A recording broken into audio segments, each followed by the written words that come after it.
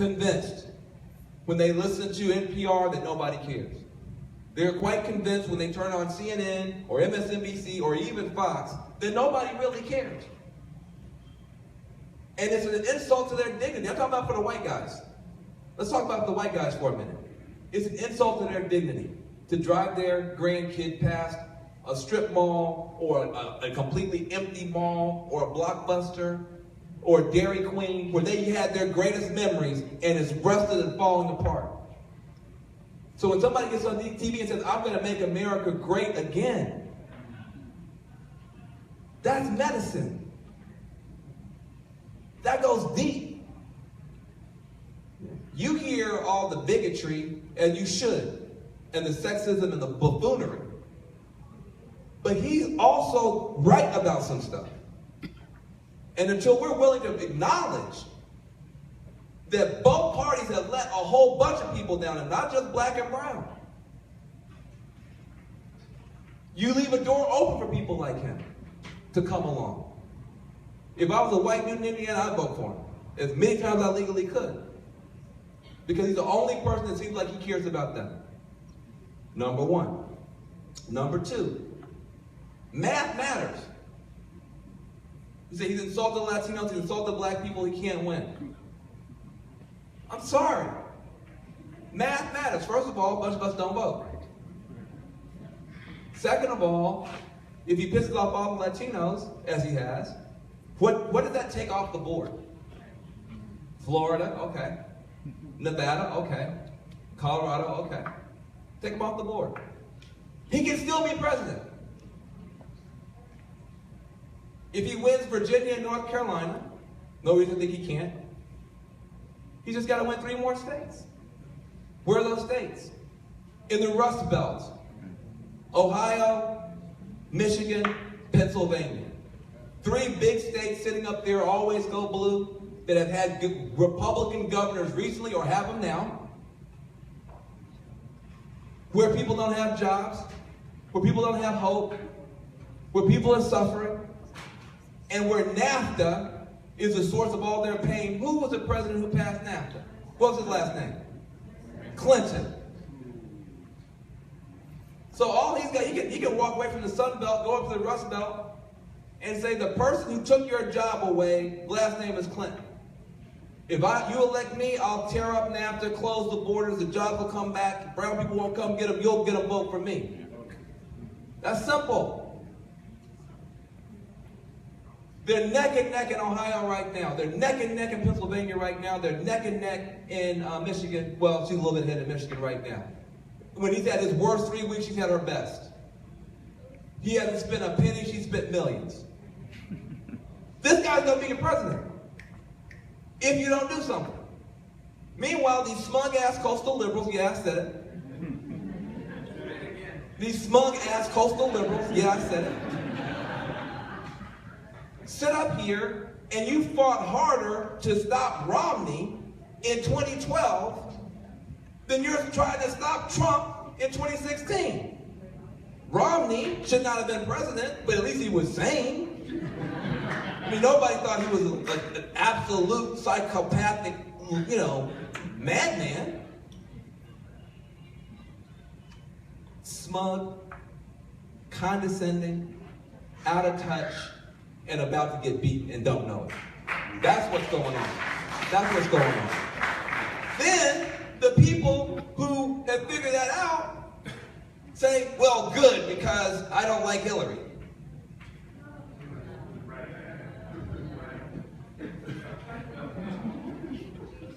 I don't mean to offend nobody, but what kind of fool would say something like that and mean it? I understand you say it and you're mad, but to say it and mean it, you must not have a Muslim kid.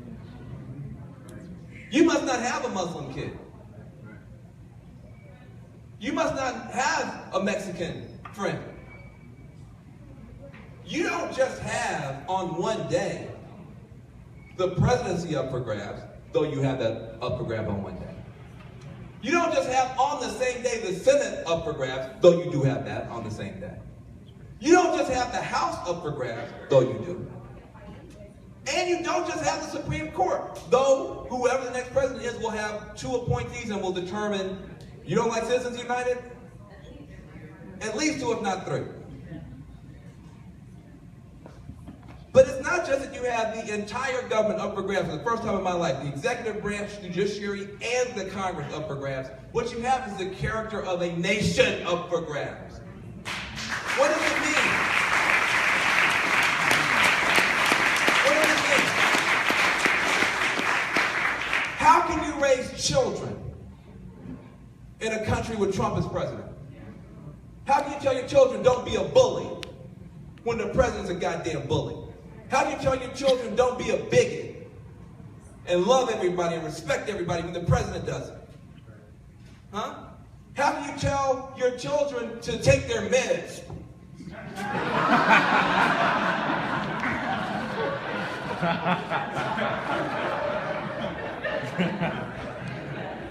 When it's clear that the president is not.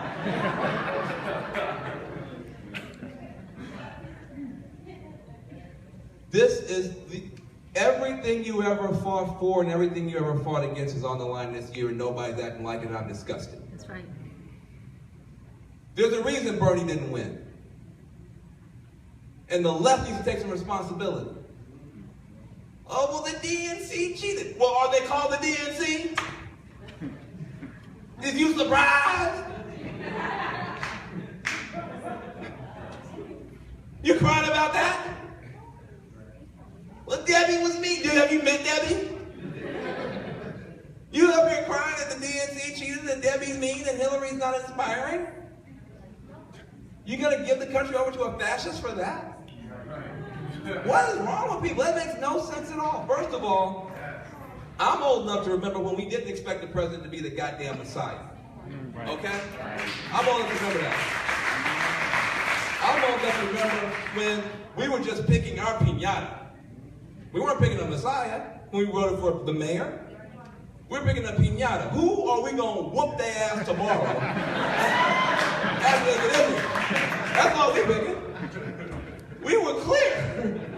Which one of these fools, once they get up in there, might we be able to whoop on and get something? Go back again. That's it. Yeah. So you're not picking a Messiah, you're picking a piñata. Now, why would you pick a titanium-covered, lead-encased piñata? If you put 100,000 people on the lawn of the White House protesting Donald Trump, it would be his happiest day ever. He loves people protesting him. He ain't gonna change nothing for that. George W. Bush wouldn't change nothing for that. If you put 20 people in front of Hillary, she's gonna get scared. And if they say Black Lives Matter, she may have a heart attack. So you have a whole different level of leverage. Tomorrow always comes, man. What are you gonna do tomorrow? So I can't possibly vote. Oh my God. My hand, you trying to keep your hand, perfectly clean and manicured. You're scared to go into election. And then you will spend the next 8 years marching and protesting and mad. What's wrong with people? That don't make any sense. There's a reason that we didn't win. We didn't win for 2 reasons. One is, of course, that the DNC sucks. That's not some new thing if you're a leftist. There are 2 reasons that we lost. Number one, Bernie's initial message didn't appeal to black people. This is a black party. We give 92% of our votes to Democrats. You're not going to be able to get nowhere if you can't get black votes. He went down to South Carolina and got put in a body bag. Period. You can't be talking about some trickle-down justice and expect black people to do something. You know, it's a trickle-down, I said it, trickle-down justice. I'm going to tax Wall Street, I'm going to fix Social Security, and racism will disappear. Well, no, wait. You have to have some specific solutions for specific problems, brother. You can't just talk about class. Kimberly Crenshaw was clear about intersectionality. Alicia Garza and Black Lives Matter clear about the need to put that up front. Michelle Alexander, look at all these sisters, huh? Michelle Alexander clear about mass incarceration. The sisters have been clear. and you're gonna just bypass that on some class-based stuff, you're not gonna get no votes. Now, when he moved away from that trickle-down justice stuff and started really dealing with the issues, you saw it make some improvements, but it was a little bit late. And then the racial justice left has to be accountable. Every black leftist endorsed Bernie. Harry Belafonte, Rosario Dawson, Cornel West, Ben Jealous, you go down the list. Turns out it didn't matter. Because the black left, strong on protest, but still weak on precincts. Strong on principles, but still weak on precincts. So you have a weakness analytically in the white left, you have a weakness tactically with the racial justice left, and that left a big hole and she drove through it. You get punished when you don't do right. It's a real game, man. It's a real game. Ask some people have to play real sports. You get punished. That's right. Okay? You can't be mad. You have to get better. Watch the Warriors next year. You got to get better. The Warriors they ain't gonna lose no games next year. Next year ain't gonna be 0 losses. They're not crying. They're getting better. So take some responsibility as a left to improve, and then don't give the country to a fascist. That should be simple and should be basic. And I hope. And listen, here's the thing. I ain't gotta please nobody. I'm old. I was out here 25 years ago, fighting these same fights in these same circles with these same people talking about we're building power. And the main thing is we're building power to insult and attack other progressives. We're not building power to solve problems. We're not building power to close prisons. We're not building power to shut down polluters. We're building power to attack other people. And I say, listen, I don't mind being held accountable, but could you hold me first? I mean, where is the love? You see? And I think if we keep it real like that, we don't have to worry about President Trump. Thank you very much.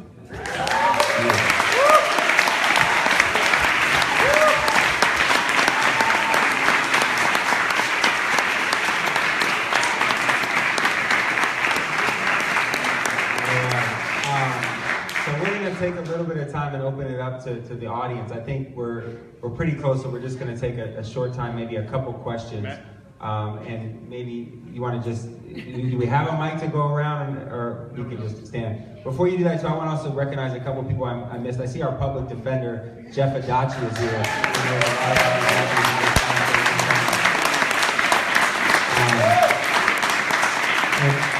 And I see Pratima Gupta, is she here? Yeah, she just was elected to the UCCC, if you could go around and talk. And a couple of people who are running for office. Stevan Cook, who I hope is going to join us on the school board as well next year. He's here. I see Josh Arce in the back too, give him a round of applause. He's running for District 9 Supervisor. And Chanel Williams is here, who's running for City College Board. And a very close friend of mine, Edwin Lindo, is here, who's not running for office anymore, but was one of the Frisco Five. Give him a round of applause. So, if I missed anyone, I have another shot at that. So actually, Alicia and Lateefah, if you would join us up here. Yeah, come on. We have to say on some of the questions that come up. So we'll go Shawan and then. I hope everybody can hear me. So this question is for you. I got two quick questions. So one, you can't hear me back there, seriously? So first question is this. In your book, you talk about the 1% and Occupy movement. And you talk about... Notice you read my book. Please get us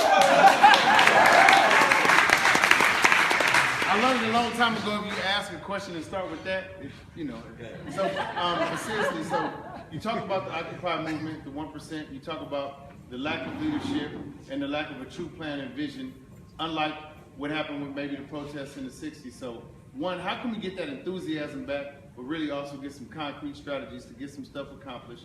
And the second thing, if you look at the polls, which I don't really believe in polls, but if you look at the polls and the percentage of where Hillary is versus Trump, nothing like that in terms of a comeback has happened since Dukakis lost to Bush and with 88.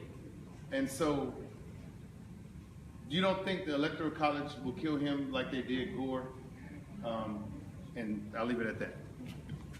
And that's Shaman Walton, Vice President of the Board of Education. Also, read the book.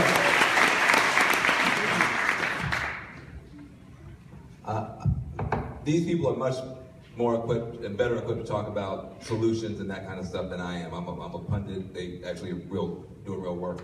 What I will say is with regard to people believing these polls, Brexit, and Brexit. In case you missed it, that's not a breakfast cereal.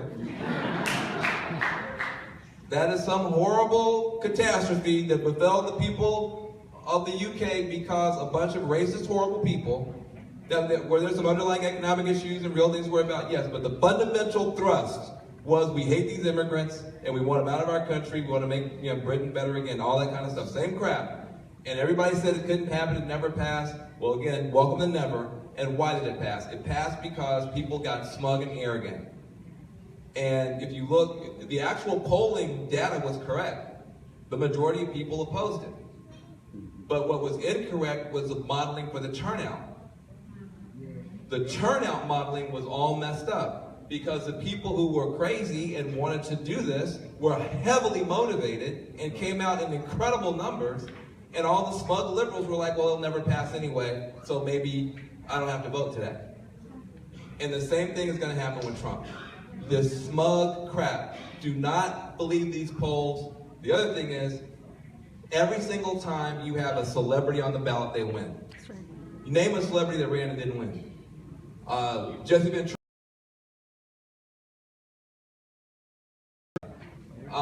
Schwarzenegger won twice.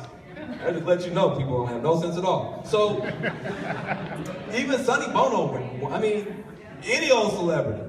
You know, Captain Crunch could win. I mean, anybody. I heard of him, so you have to take this seriously. You have to take this seriously. Everybody is not listening to NPR. You got people you got people who are going to 2 days before the election make up their mind. And I'm going to tell you right now, if you have a major terrorist, I don't mean this to shoot 'em up stuff, but a major terrorist strike, he'll go up 6 points. If you have a serious recession because of all this Brexit stuff, he'll go up 3-4 points. If it turns out that Putin has our server, and he releases that, he'll go up 20 points. So to sit up here the way that it's only on the coast do people talk this way. You go to Tennessee, people is terrified because they see this wave coming. And you have people who are trying to use weather predictive technology on a tsunami. This is a tsunami. So please, you guys have more connections, you have more money, you have more energy, you have more passion. Your ability to lead a meeting, which everybody here can do, is not a widely shared skill set. In Ohio, in Florida, in Colorado, in Nevada. Just going to the swing states and being able to help facilitate a meeting, you'd be surprised how much stuff breaks down just because basic skills aren't there. The one thing I will say to you is whatever you thought you were doing this fall, you're not doing it if you're serious.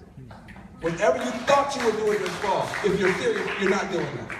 You're going to be doing phone banking here to help in the swing states. You're going to go to the swing states. You're going to have house parties here to stop Trump and send money to the swing states to stop this guy.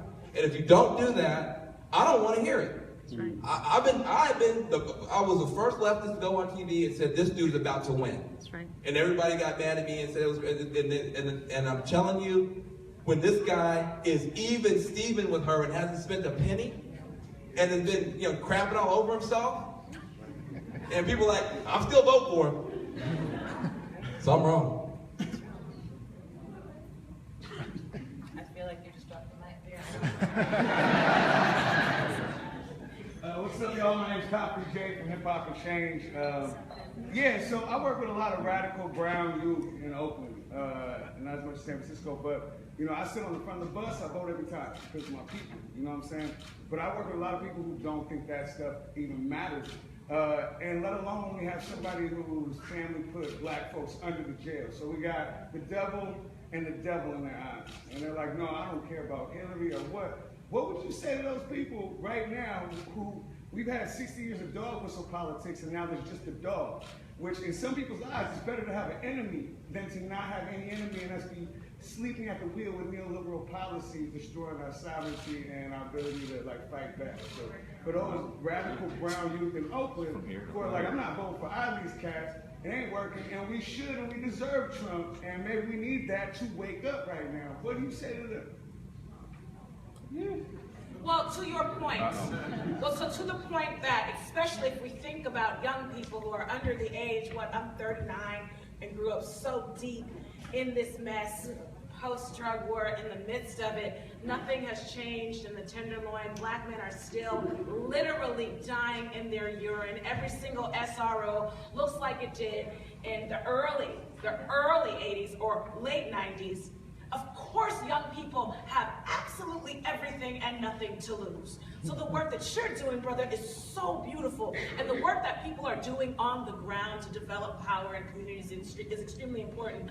Why I think some of us have decided to try to cross that table and to go into electoral politics. Because you know what? Like, we can't keep begging and marching. We need to make some motherfucking decisions on the other side of the table.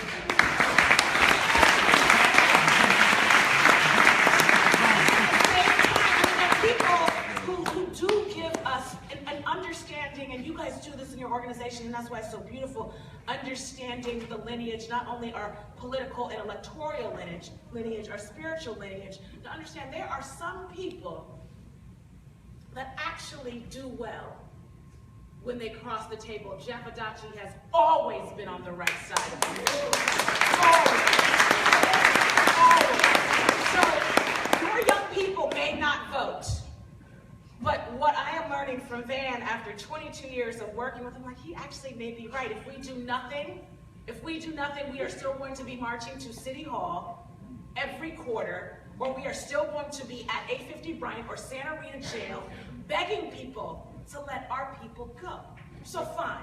If that is the trajectory of this movement, if the work is just, the activity is just political action for the action and not the transformative change, then let's do that. And as somebody who works in foundations, and all we do is we just fund, we put Band-Aids, we give you $50,000 to make change in a grant cycle.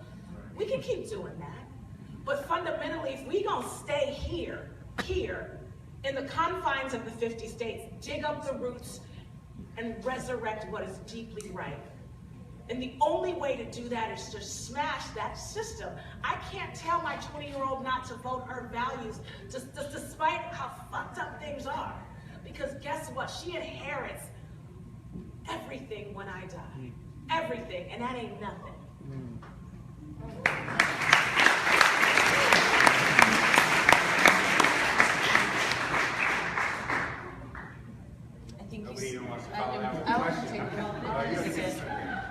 I think you say yes and.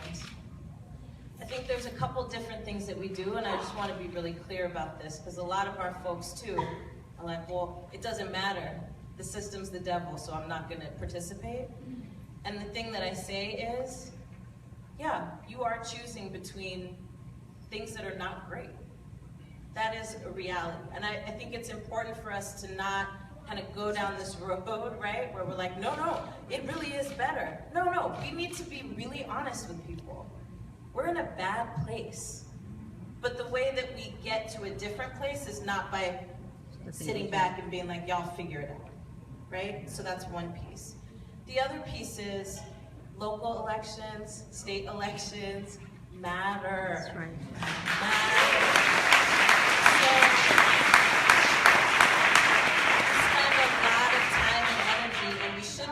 For a bunch of reasons. We spend a lot of time and energy talking about who's president, but we also need to be talking about who's mayor and who's on the school board. Like, you know what I'm saying? Who are the district attorneys, right? I mean, look in Los Angeles, right? We had a district attorney run unopposed, right? And who was somebody who created one of the first political prisoners of our time, right? Somebody locked up, right, for trying to intervene in what they considered to be an unlawful arrest. They were convicted of lynching. A black woman. Okay, that person ran unopposed just a few days later, right? So that kind of stuff does matter. When we look at what's happening in Oakland, there's no way that we can make an argument that elections don't matter, right? You tried it, but I'll say it again, right? The last thing I'll say on this, I actually find it really helpful to start having conversations about, well, if we want to do it differently, what's it going to look like? I'm tired of complaining about my mayor. I'm tired of complaining about her. We've been talking for the last year, who are we running? She got to go. Who are we running? I'm not going to show up in front of her office anymore. Actually, where I get satisfaction is, oh no, you tried it. You tried it, right? And now we're going to do something different.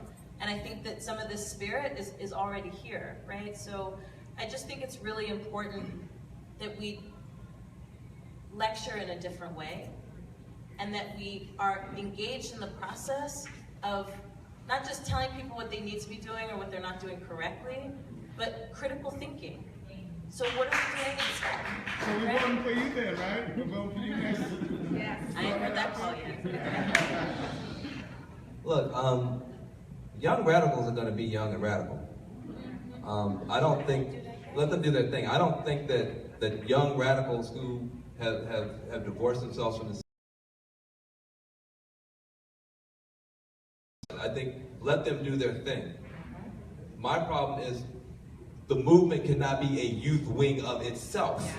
See, my problem, I don't have a problem with the youth wing doing what the youth wing do. I have a problem with grown folk in their 30s, 40s, 50s, and 60s still acting like we're the youth wing of something. See, at a certain point, we have some, see, we used to actually study real stuff. Real stuff. So, when you study real stuff, Sun Tzu, Art of War, you look at the world differently. So, just real basic. You have real movements now. You have Black Lives Matter. You have the Fight for 15. You have the Dreamers. You have I Don't Know More on the reservations. You have real movements now. They've been growing up behind the firewall of Obama, though.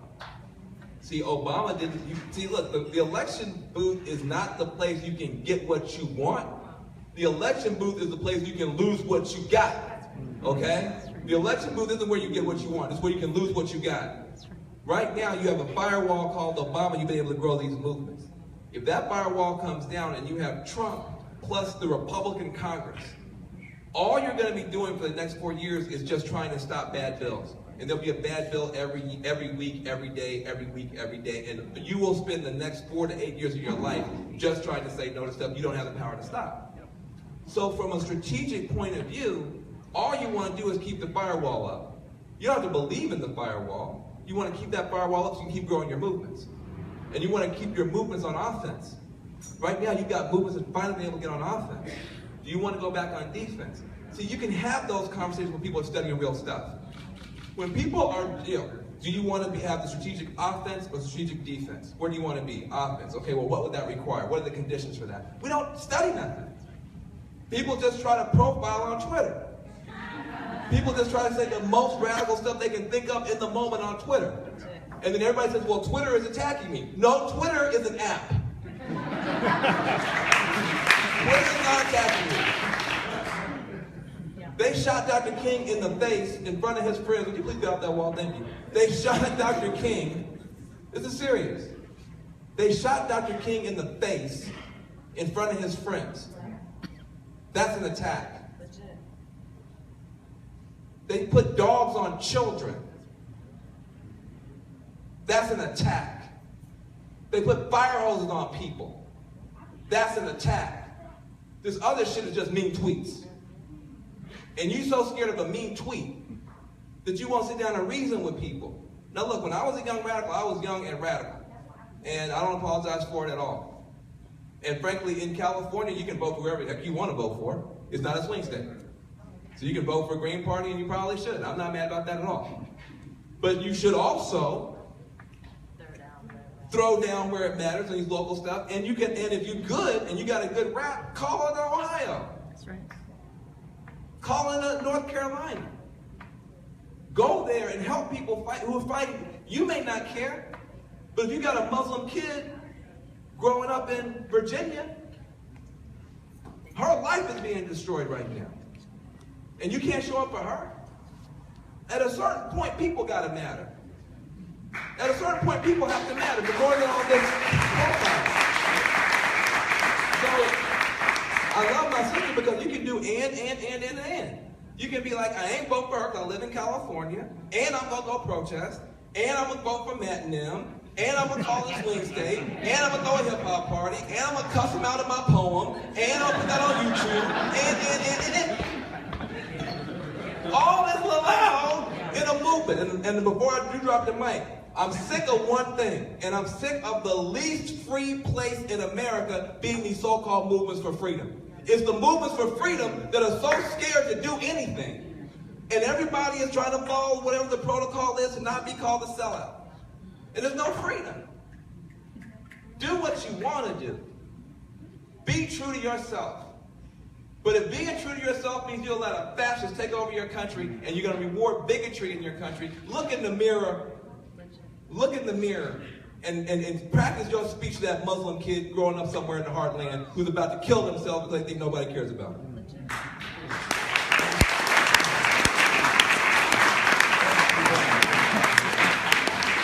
We're going to take one very last question. No pressure, Jonathan. Great. Jonathan Garcia. I'm just curious, so we're here supporting President Haney for school board.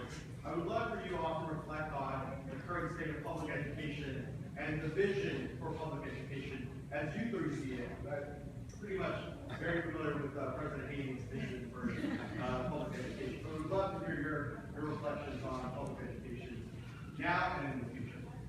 It definitely could be better. I'm a mother, and I actually was just appointed to the CSU board of trustees.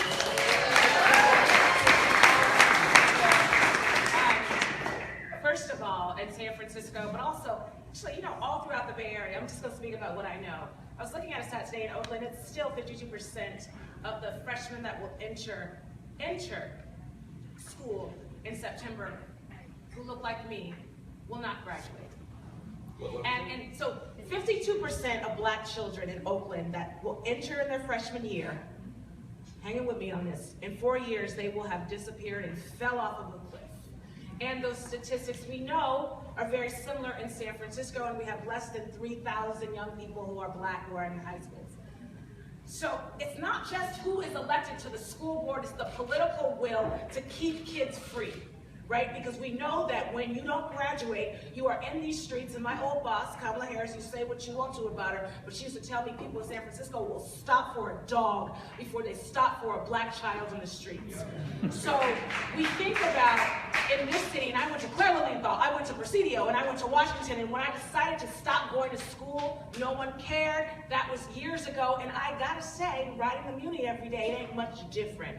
So when we have stakeholders around the table who deeply care about these babies, right? That's a blessing. And yet we have to pay our teachers more because how dare they travel 2 hours to come to school and teach children and make $37,000 a year? And how dare we have 20-year-olds who spent 6 weeks getting training come teach children in kindergarten and in middle school and high school in some of the most fragile years of their lives, and then they leave that school in 2 years. Yeah, I said it. Right? So public education, there is a crisis, and when we're talking about city officials getting paid, the most important city officials in this city are who? Teachers and garbage men. That's right. Understand me, right? People who keep our streets clean and people who teach our children. So public education in San Francisco, we are lucky to have President Matt Haney, who gives... What I would say is, The CSUs need to be free. The UCs need to be free. But guess what?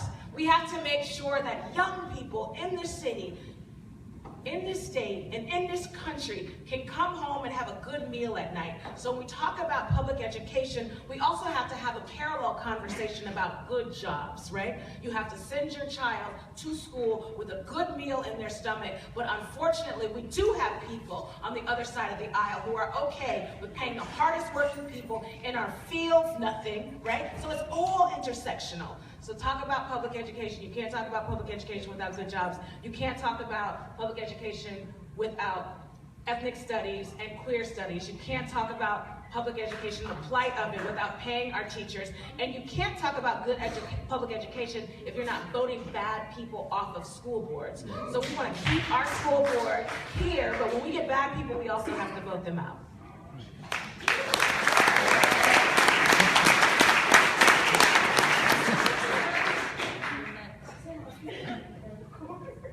I don't have much to say about the school stuff. I think that y'all don't know enough about Matt, or you call him President Haney.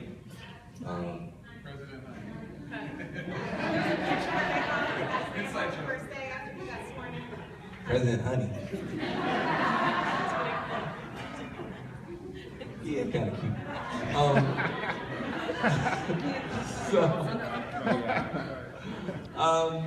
I think y'all know enough. You may know enough about Matt, but I just want to say, you know, the school to prison pipeline is a real thing. And for him not only to be fighting that here, but statewide and nationwide, I think is a real testament to the kinds of support this community offers a real leader. Because you can't do real stuff if you don't have real backing. And so, you know, I'm very proud to get a chance to work with Matt. You know, usually if you get somebody who is a white dude, who's good looking, who's gone to a fancy school, who has a law degree, and they're running for office, you automatically know it is not about us.